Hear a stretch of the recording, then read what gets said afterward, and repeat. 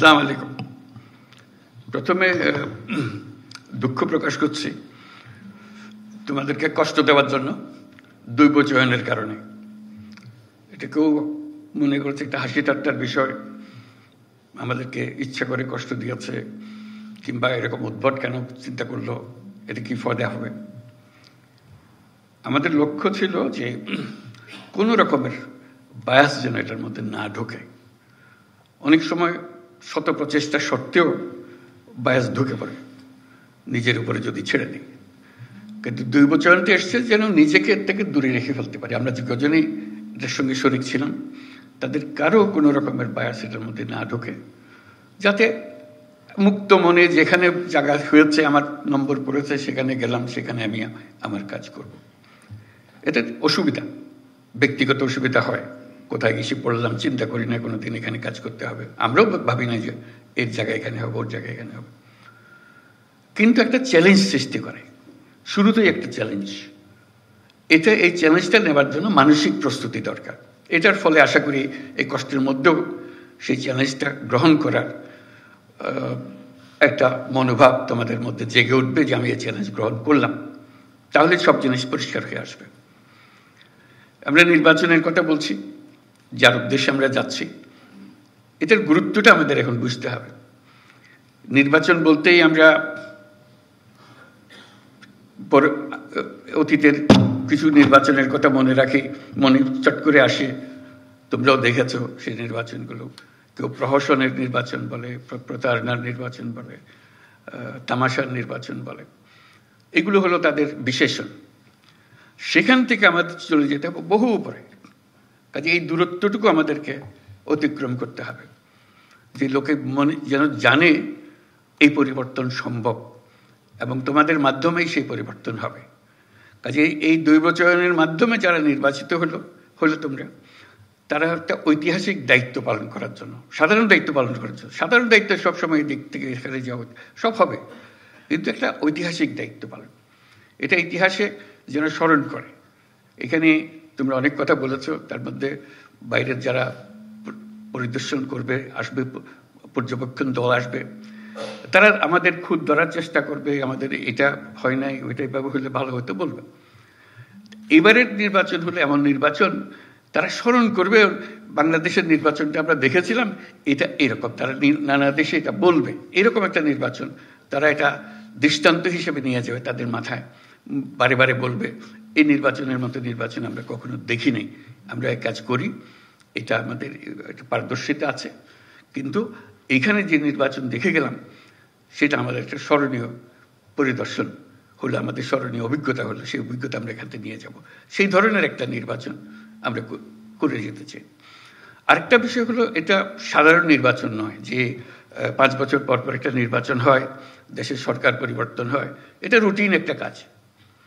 এবারের নির্বাচনে যেটা আন্ডারলাইন করা বারে বারে দরকার, এটা হলো গণ অভ্যুত্থানের পরবর্তী নির্বাচন।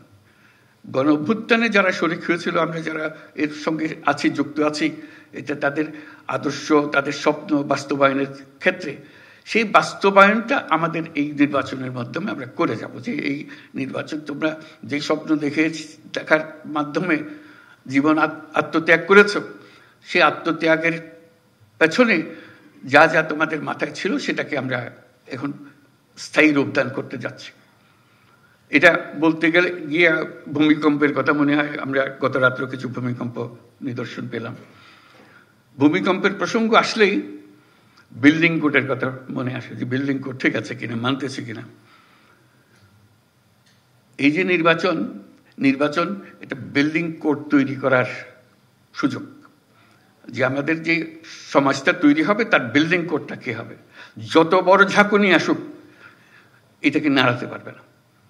এই নির্বাচন সেই নির্বাচন যেখানে বিল্ডিং কোড তৈরি হবে। যারা বিল্ডিং কোডটা তৈরি করবে, তাদের হাতে এই দায়িত্ব দেওয়ার জন্য। তার সঙ্গে যে গণভোট আসছে, এটা শুধু 5 বছরের নির্বাচন, সনাতন নির্বাচন তা না, এটার একটা বড় গুরুত্বপূর্ণ জিনিস হলো গণভোট। সেটা হলো বিল্ডিং কোড। এই বিল্ডিং কোডটা আমরা তৈরি করে দিয়ে যাব, যেটা শত বর্ষ ধরে এই দেশকে, এই জাতিকে সামনে এগিয়ে নিয়ে যাবে। কাজে এই দায়িত্ব, এই ঐতিহাসিক দায়িত্ব যে পেয়েছ, এটার জন্য আল্লাহর কাছে শুকরগুজারি করো যে আমাদেরকে এই দায়িত্ব পালন করার সুযোগ দিয়েছে। আমরা সারা জীবনে যখন জীবনে কি করলাম সেটা বিচারে বসবো, এটার জন্য 1 নম্বরে আসে যে আমি এটাতে শরিক ছিলাম, এই বিল্ডিং কোড তৈরি করে দিয়ে এসছি বলে আজকে দেশটা আমরা পেয়েছি, আমাদের সন্তানদের কাছে এই দেশ অর্পণ করে যেতে পারছি। কাজে ওই ঐতিহাসিক ভূমিকাটার কথা স্মরণ করো। এই যে আজকে এই দায়িত্ব পেলে, এটার জন্য আল্লাহর কাছে শুকরগুজারি করবো আমরা সবাই, যে এই দায়িত্ব, ঐতিহাসিক দায়িত্ব পালনের সুযোগ আল্লাহ আমাদেরকে দিয়েছে। অন্য কেউ দিতে পারত, কিন্তু আমরা এই দৈবচয়নের মাধ্যমে আমরা এই সুযোগ পেয়েছি এবং এমন বিল্ডিং কোড তৈরি করে দিয়ে যাব যাতে এই জাতি কোনোদিন আর হেলতে না পারে, তুলতে না পারে, শক্ত মজবুতভাবে থেকে যাবে। সেটাই হলো আমাদের চ্যালেঞ্জ এই নির্বাচনের মধ্যে যেটা আছে, আমরা যেটা করতে চাচ্ছি। 5 বছরের নির্বাচন, সনাতন নির্বাচন, সেটা হচ্ছে একটা ভিন্ন নির্বাচন। আর তার সঙ্গে আছে শতবর্ষের নির্বাচন, ওই যে বিল্ডিং কোডের কথাটা বললাম। এই দুটো একত্রে এটার মাহাত্ম্য, এটার গুরুত্ব অনেক অনেক বেশি। সেই জিনিসগুলো ধরে রাখা, কিভাবে আমরা করব, সেই জিনিসগুলো বুঝের মধ্যে নিয়ে আসা, যে আমরা গণঅভ্যুত্থানের স্বপ্ন বাস্তবায়নে আছি। এভাবে আমি বলেছি যে এটা আমাদের ধাত্রীর কাজ করতে হচ্ছে, তাই নতুন বাংলাদেশ জন্ম লাভ করবে এই নির্বাচনের মাধ্যমে। এই নির্বাচন আমাদেরকে নতুন বাংলাদেশের দরজা খুলে দেবে। তো কাজে নতুন বাংলাদেশের যে জন্ম হবে, এই আমাদের যারা এখানে উপস্থিত আছি তাদের ভূমিকা হলো ধাত্রীর ভূমিকা, যে আমরা যেন সুন্দর সুষ্ঠু সেই জন্মটা দিতে পারি তাদেরকে, সেই ভবিষ্যৎ বাংলাদেশে।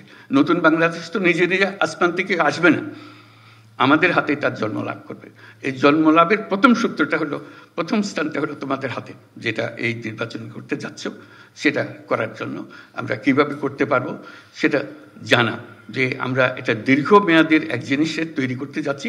এই সময়টুকু, যেটুকু সময় নির্বাচনে, মাত্র ফেব্রুয়ারি মাসে নির্বাচন হবে, এটার গুরুত্ব এত বেশি। প্রতিদিন তোমাকে চিন্তা করতে হবে যে আজকে আমার কি দায়িত্ব, কি করব আমি এটাকে সর্বাঙ্গ সুন্দর নির্বাচন করার জন্য, মজবুত নির্বাচন করার জন্য, সবাইকে বোঝানোর জন্য, সবাই যেন একমত হয়।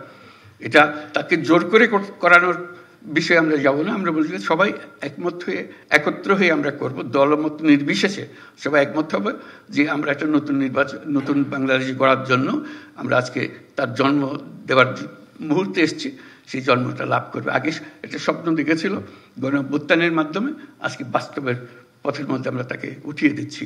সেই নির্বাচনের মাধ্যমে আমরা যেন অগ্রসর হতে পারি, যেন দেখতে পারি কি আছে।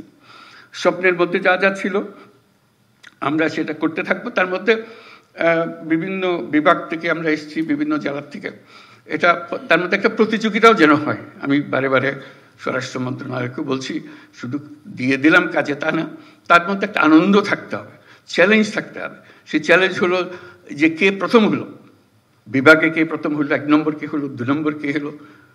এটা হাসি ঠাট্টার বিষয়, কিন্তু সিরিয়াস বিষয়। দেখলাম যে আমি 1 নম্বর হয়েছি, একটা তালিকা প্রকাশ করা। প্রতি মাসেও তালিকা প্রস্তুত করতে পারি, একবারই শেষ করে তালিকা, এবং সবাইকে জানান দেওয়া, এই 1 নম্বর, 2 নম্বর, এই 8 নম্বরে, এই 5 নম্বরে, এই 7 নম্বরে। দেখা কেন আমি পিছিয়ে পড়ে গেলাম, ব্যাখ্যা চাই, ব্যাখ্যা দেবে।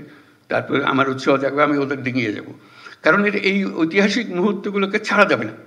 ঐতিহাসিক মুহূর্তগুলোকে চ্যালেঞ্জের মধ্যে নিয়ে আসতে হবে, যে আমরা প্রতিযোগিতামূলকভাবে আমরা করে যাচ্ছি।